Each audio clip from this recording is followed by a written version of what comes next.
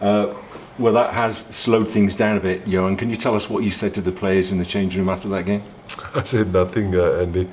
Obviously, the players is already disappointed. There's not, obviously any words now will not, I don't think, mean anything. They know exactly that, we let an opportunity slip, and when you're emotional, I think you must be careful, just like in any relationship, what you say and what you don't say. And I just felt, the players already know that, we let this slip, so it wasn't necessary for a lot of words.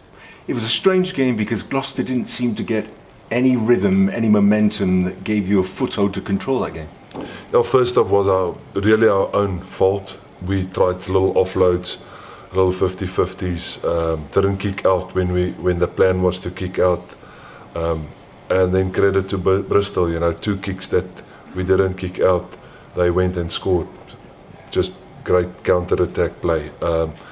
And I think it was mentioned before, but 10 turnovers in the first half just set the tone that we struggled to get a foothold in the game. Second half we scored a few tries and we got back and eventually got the lead, and we felt, now we can capitalize and finish on. And then obviously, like I said, again, we let them come back in, and then discipline, debatable. The yellow cards always one of those things that either go for you or not.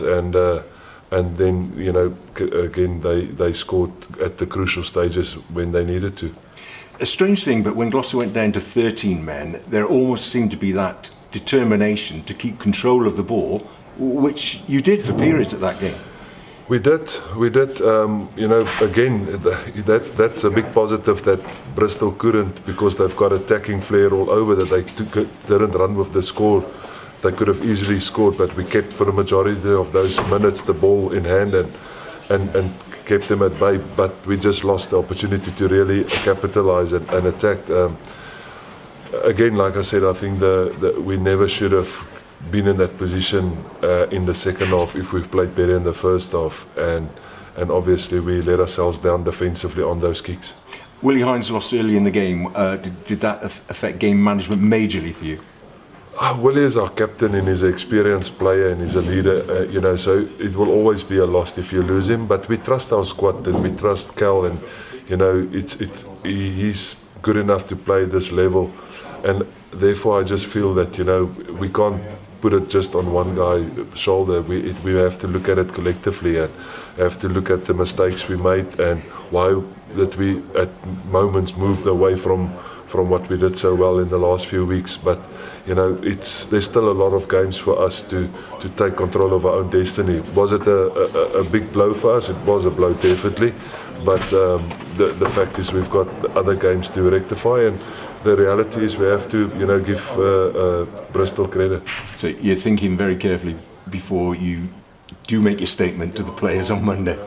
Yeah, again, you've got a few days to reflect on, look at the game again. I think players know exactly what they did well and what they don't do well. We can focus on the stuff we need to improve. We all know that defensively we were not good on those kicks, so we have to fix that. And and then obviously fix a few other things, and also the decision making on maybe this last opportunity we had to win the game. I felt maybe there was 1 or 2 things we could have done better in the line-out. So this game gives us a few things on to work on. But this game actually showed how good all the teams in the Premiership is, and if you're off your game like we were in that first half, you're going to be in for a long night. But there's still a lot to play for, and we'll get back on the horse. And like I always say, we trust that the sun will shine tomorrow. It's a new day, and with grace, and we will take it head on.